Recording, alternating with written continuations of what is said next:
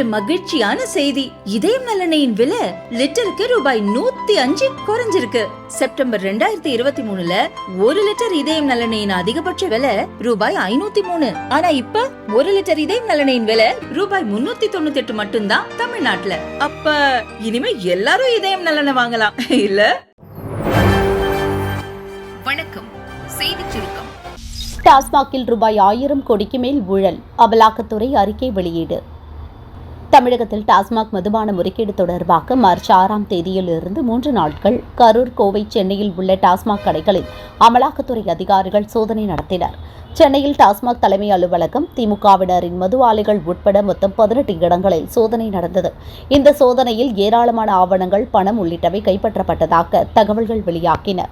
இந்த நிலையில் இந்த சோதனையில் பார் உரிமங்கள் வழங்குவதிலும் அதற்கான ஒப்பந்தங்கள் வழங்குவதிலும் முறைகேடுகள் நடைபெற்றுள்ளதாகவும், உரிய ஆவணங்கள் இல்லாத நிறுவனங்களுக்கு டெண்டர் ஒதுக்கப்பட்டுள்ளது விசாரணையில் கண்டுபிடிக்கப்பட்டுள்ளது. மது பாட்டிலுக்கு ரூபாய் 10 முதல் ரூபாய் 30 வரை கூடுதல் கட்டணம் வசூலிக்கப்பட்டது விசாரணையில் தெரியவந்துள்ளது. டாஸ்மாக் உயர் அதிகாரிகள் மதுபான நிறுவனங்கள் இடையே நேரடி தொடர்பு இருந்ததற்கான ஆதாரம் சிக்கியுள்ளது. ரூபாய் 1000 கோடிக்கு மேல் முறைகேடுகள் நடந்துள்ளதாக குறிப்பிட்ட அமலாக்கத்துறை இதுகுறித்து சம்பந்தப்பட்ட அனைவரிடமும் விசாரிக்க இருப்பதாகவும் தெரிவித்துள்ளது. ரூபாய் சிம்பலில் திமுக அரசியல். தூள் தூளாக்கிய அண்ணாமலை. ஸ்டாலினை எதிர்பார்க்காத பாஜவின் அதிரடி அஸ்திரம். அடுத்த நிதியாண்டுக்கான தமிழக பட்ஜெட் நாளை சட்டசபையில் தாக்கல் செய்யப்படுகிறது. நிதியமைச்சர் தங்கம் தென்னரசு பட்ஜெட்டை தாக்கல் செய்கிறார். தமிழக அரசின் பட்ஜெட் 936 இடங்களில் நேரடியாக ஒளிபரப்பு செய்யப்பட உள்ளது. இதற்கிடையே பட்ஜெட் லோகோ வெளியாகி விமர்சனத்தை ஏற்படுத்தி உள்ளது. லோகோவில் வழக்கமாக இடம்பெறும் ரூபாய் சிம்பலுக்கு பதில் ரூ என்ற எழுத்து மட்டும் இடம்பெற்றுள்ளது. இந்த விவகாரத்தில் முதல்வரையும் திமுகவையும் அண்ணாமலை கடுமையாக தாக்கியுள்ளார். அவரது அறிக்கை: தமிழக அரசின் பட்ஜெட் லோகோவில் ரூபாய் சிம்பல் நீக்கப்பட்டுள்ளது. இந்தியாவை ஏற்றுக்கொண்ட ரூபாய்க்கான சிம்பலை உருவாக்கியவர் ஒரு தமிழர், அதுவும் முன்னாள் திமுக எம்எல்ஏவின் மகன் உதயகுமார். அப்படிப்பட்ட சிம்பலையே நீக்கியிருக்கிறார்கள். இன்னும் எவ்வளவுதான் முட்டாளாக மாறுவீர்கள் ஸ்டாலின் என்று அண்ணாமலை கிடுக்குப்பிடி போட்டுள்ளார். அண்ணாமலை சொல்வது போல் ரூபாய் சிம்பலை உருவாக்கி மொத்த இந்தியாவுக்கும் உலக அரங்கில் கௌரவத்தை ஏற்படுத்தி தந்த உதயகுமார் ஒரு பச்சை தமிழர். இத்தனைக்கும் அவரது குடும்பம் திமுக பின்னணி கொண்டது. முன்னாள் திமுக எம்எல்ஏ தர்மலிங்கம் தான் உதயகுமாரின் தந்தை. ரூபாய் சிம்பலை உதயகுமார் உருவாக்கியதே சுவாரஸ்யமானது. அமெரிக்காவின் டாலர், ஐரோப்பாவின் யூரோவுக்கெல்லாம் சிம்பல் இருப்பது போல் நம் ரூபாய்க்கும் சிம்பல் வேண்டுமென்று மத்திய அரசு விரும்பியது. இதற்காக 2009இல் ஒரு போட்டியை அறிவித்தது. 3000க்கும் மேற்பட்டவர்கள் போட்டியில் பங்கேற்று ரூபாய்க்கான டிசைனை வடிவமைத்தனர். அத்தனை பேரின் டிசைனையும் ஆய்வு செய்த மத்திய அரசு இறுதியில் உதயகுமார் உருவாக்கிய சிம்பலை தேர்வு செய்தது. 2010இல் இதற்கான அறிவிப்பை முறைப்படி வெளியிட்டது. அன்று முதல் மொத்த இந்தியாவும் ரூபாய்க்கான சிம்பலை ஏற்றுக்கொண்டது. இப்போது உலக வர்த்தகத்திலும் ரூபாயை குறிக்க அதே சிம்பல்தான் பயன்படுத்தப்படுகிறது. இந்திய மொழிகளை எழுத உதவும் தேவநாகரி என்ற எழுத்து முறையில் வரும் ரா என்ற எழுத்தை பயன்படுத்தி ரூபாய் சின்னத்தை உருவாக்கியிருந்தார். இவ்வளவு பெருமைக்கும் சொந்தக்காரரான உதயகுமாரின் சொந்த ஊர் விழுப்புரம் மாவட்டம் திருக்கோவிலூர் அருகே உள்ள மரூர் என்ற கிராமம். டிசைனிங்கில் ஆர்வம் கொண்ட உதயகுமார் சென்னை அண்ணா பல்கலையில் BArch படித்தார்.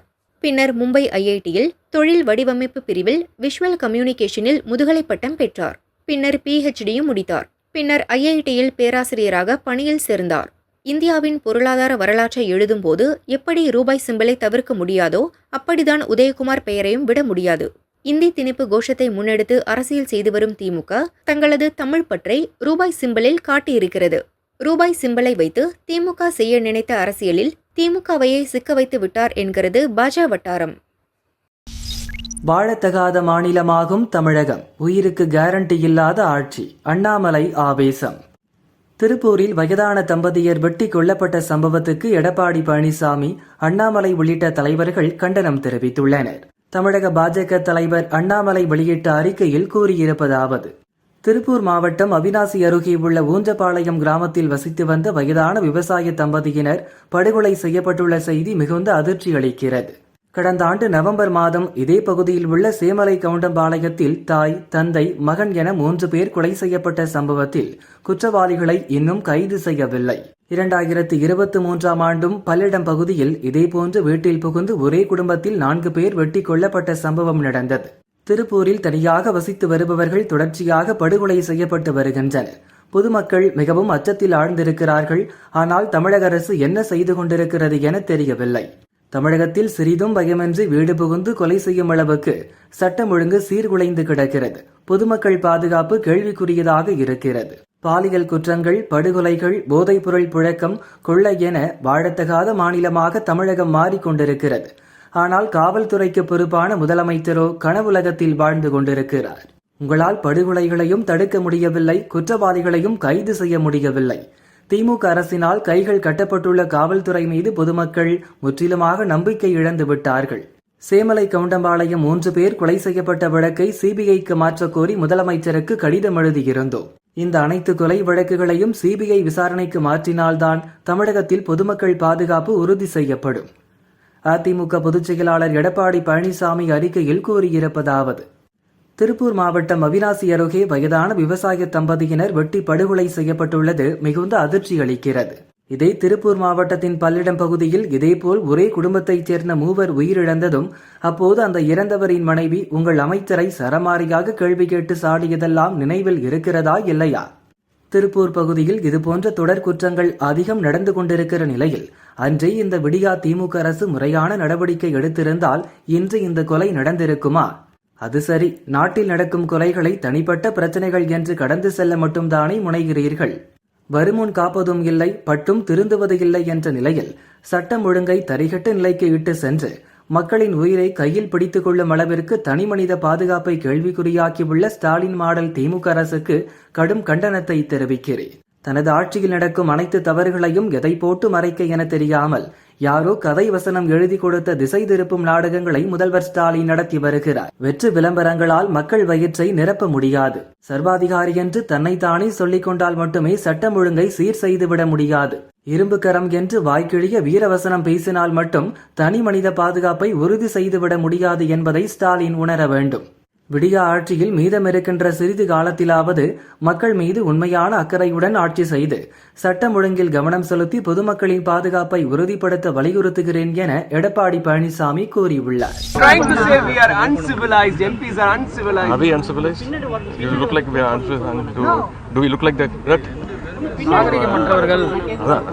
மொழிபெயர்க்கிறீங்களா? இல்லை, நான் அப்படின்னு அவங்க சொல்கிறவங்க தான் கொஞ்சம் நாகரிகம் இல்லாமல் தமிழர்களை விமர்சிக்கிறாங்க. இதுக்கெல்லாம் சரியான பதிலை வந்து தமிழ்நாட்டு மக்கள் எப்போ வாய்ப்பு கிடைக்குதோ கொடுப்பாங்க.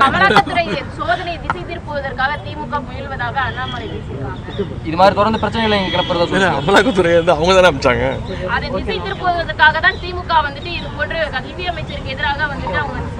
இது வந்து கிட்டத்தட்ட 15-20 நாளாக போயிட்டு இருக்கிற விஷயம். கிட்டத்தட்ட 3 மாசமா இந்த கடித போக்குவரத்துலாம் நடந்துட்டு இருக்கு. நாங்கள் அப்போ ஒத்துக்கல, கமிட்டி போட்டிருக்கோம்னு சொல்லியிருக்கிறோம். காசு கொடுன்னு கிட்டத்தட்ட 3 மாசமா ஆர்ப்பாட்டம் பண்ணியிருக்கோம், போராட்டம் பண்ணியிருக்கோம். நேற்று தலைவர் அவர்கள் போராட்ட கூட்டத்தில் பேசியிருக்கிறாரு. அவங்க தான் வந்து இந்த திசை திருப்புறாங்க. இப்போ அனைத்து மற்ற மாநில முதலமைச்சர்கள், எதிர்கட்சி தலைவர்கள், மூத்த தலைவர்களுக்கெல்லாம் தலைவர் வந்து அழைப்பு விடுத்திருக்கிறாங்க. 22ஆம் தேதி சென்னையில் மிகப்பெரிய ஒரு ஆலோசனை கூட்டத்தை நடத்திருக்கிறாங்க. அதன் பிறகு முதலமைச்சர் பாமக எம்எல்ஏவை சுற்று போட்டு திமுக கூட்டமே தாக்கியதால் திடீர் பூமி பூஜை போடுவது யார்? வீடியோ வெளியாகி ஷாக்.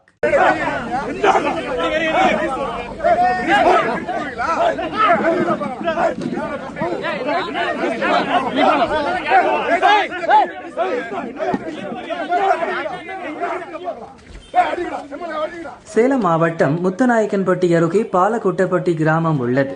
இங்குள்ள அரசு உயர்நிலைப் பள்ளிக்கு புதிய வகுப்பறைகள் கட்ட 2,18,00,000 ரூபாயை தமிழக அரசு ஒதுக்கியது. இதற்கான பணியை சென்னையில் இருந்தபடி முதல்வர் ஸ்டாலின் வீடியோ கான்பரன்ஸ் முறையில் துவங்கி வைத்தார். இருப்பினும் இன்று முறைப்படி பூமி பூஜை மூலம் கட்டுமான பணிகள் துவங்கும் என்று கான்ட்ராக்டர்கள் தரப்பிலிருந்து அறிவிப்பு வெளியானது. இதற்கிடையே பாமகவைச் சேர்ந்த சேலம் மேற்கு தொகுதி எம்எல்ஏ அருள் ஸ்பாட்டுக்கு வந்தார்.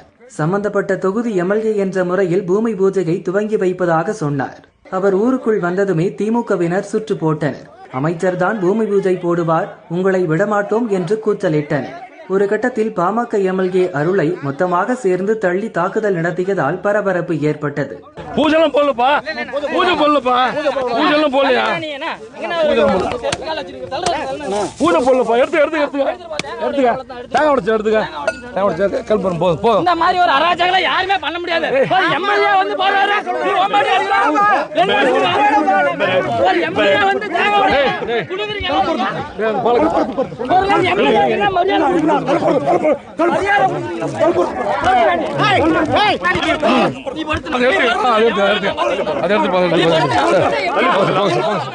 சுற்றியிருந்த போலீசார் சமாதானம் செய்ய முயன்றனர். அமைச்சருடன் சேர்ந்து எம்எல்ஏ பூமி பூஜை போடட்டும், அவரை மட்டும் தனியாக பூஜை போட விடமாட்டோம் என்று திமுகவினர் அடம் பிடித்தனர். ஆனால் அவர்களை மீறி கட்டுமான பணி நடக்கும் இடத்துக்கு எம்எல்ஏ சென்றார். பூமி பூஜையை ஆரம்பித்தார். அவரை சுற்றி நின்று திமுகவினர் தடுக்க பாய்ந்ததால் பரபரப்பான சூழல் ஏற்பட்டது.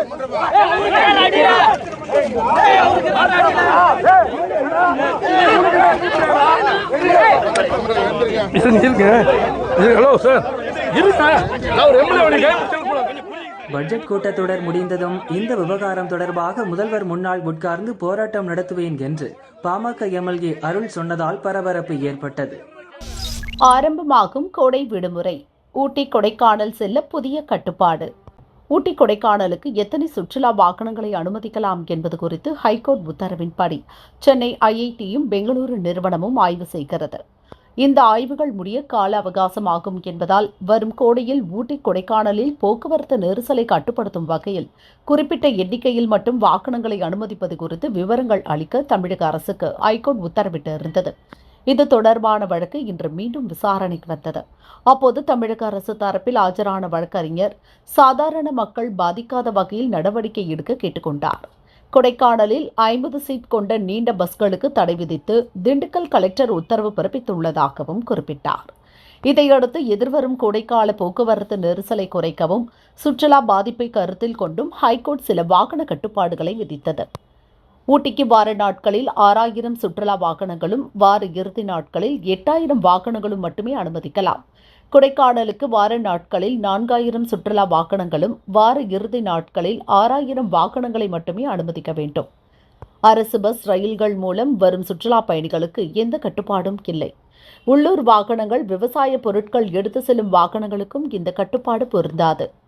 ஊட்டி கொடைக்கானலில் புதிய வாகன கட்டுப்பாட்டை ஏப்ரல் 1 அமல்படுத்தி ஏப்ரல் 25 அறிக்கை தாக்கல் செய்ய வேண்டும். ஜூன் வரை இந்த உத்தரவு அமலில் இருக்க வேண்டும். மலையடிவாரத்தில் இருந்து நகரங்களுக்கு செல்ல மினி மின்சார பஸ் இயக்குவது குறித்து பரிசீலிக்க வேண்டும்.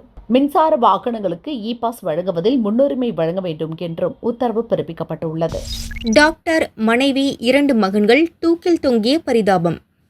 வெளிவந்தது அதிர்ச்சி தகவல். சென்னை திருமங்கலத்தைச் சேர்ந்தவர் பாலமுருகன், வயது 53, டாக்டர்.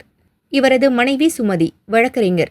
கொளத்தூரில் சொந்த வீடு இருந்தாலும் அண்ணா நகரில் கிளினிக் நடத்தியதால் திருமங்கலம் அபார்ட்மெண்ட்டில் வசித்து வந்தனர். இவர்களுக்கு 2 மகன்கள். மூத்த மகன் ஜஸ்வந்த் +2 முடித்திருந்தார். நீட் தேர்வுக்கு தயாராகி வந்தார். இளைய மகன் லிங்கேஷ்குமார் அண்ணா நகரில் உள்ள பள்ளியில் 10ஆம் வகுப்பு படித்து வந்தார். இன்று காலை டாக்டர் வீட்டில் சமையல் வேலை செய்ய ரேவதி வந்திருக்கிறார். ரேவதி கதவை நீண்ட நேரமாக தட்டியும் உள்ளே இருந்து எந்த சத்தமும் வரவில்லை.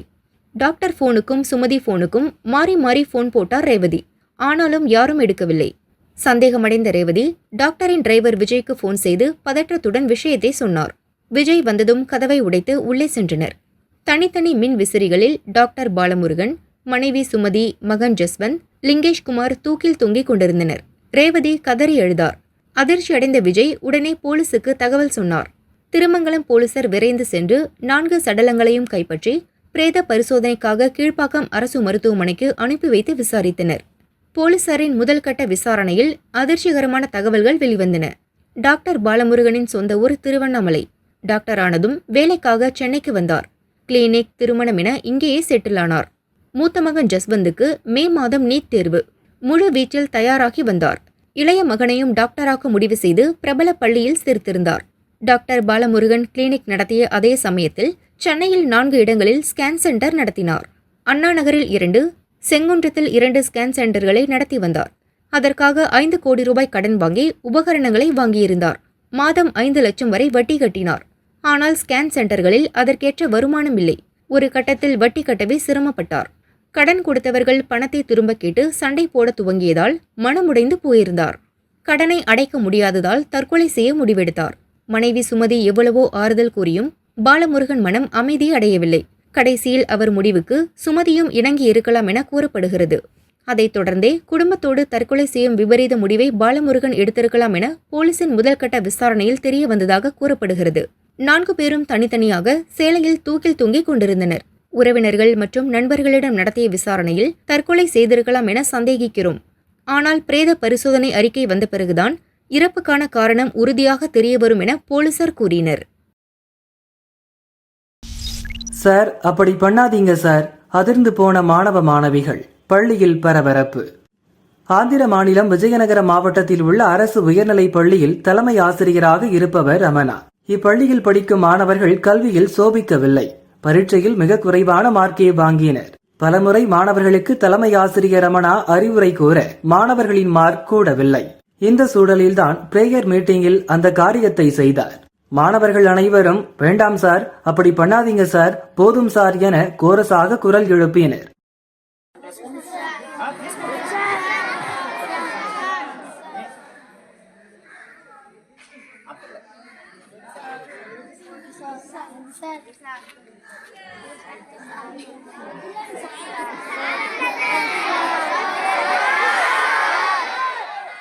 ஆனாலும் தலைமை ஆசிரியர் தன் நிலைப்பாட்டை மாற்றவில்லை. 40 தோப்பு கரணம் போட்டு தனக்கு தானே தண்டனை கொடுத்து கொண்டார். நீங்க நல்லா படிக்கலனா உங்க வாழ்க்கை தான் கெட்டு போகும். ஆனாலும் உங்களை அடிச்சோ திட்டியோ திருத்த முடியாத நிலையில நாங்க இருக்கோம். உங்களுக்கு இன்னும் நல்லா சொல்லித்தரோம். இனியாவது நல்லா படிக்க முயற்சி பண்ணுங்க. உங்க மார்க் குறைஞ்சதுக்காக என்னை மன்னிச்சிடுங்க என உருக்கமாக சொல்லி மொத்த மாணவர்கள் முன்னிலையில் சாஷ்டாங்கமாக தரையில் விழுந்து மன்னிப்பு கேட்டார். வீடியோ சமூக வலைதளங்களில் வைரலானது. இதனை பார்த்த கல்வி அமைச்சர் நாரா லோகேஷ் நெகிழ்ந்து போனார். இப்படித்தான் ஆசிரியர்கள் இருக்கணும். பிள்ளைகள் படிக்காவிட்டால் தன்னையே தண்டித்துக் கொண்ட ரமணா போன்ற ஆசிரியர்களால் நமது மாநில அரசு பள்ளிகள் எதிர்காலத்தில் சாதிக்கும்.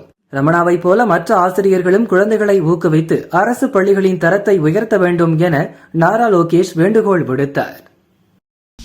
யூடியூப் பார்த்து கடத்தினேன். நடிகை பரபரப்பு வாக்குமூலம்.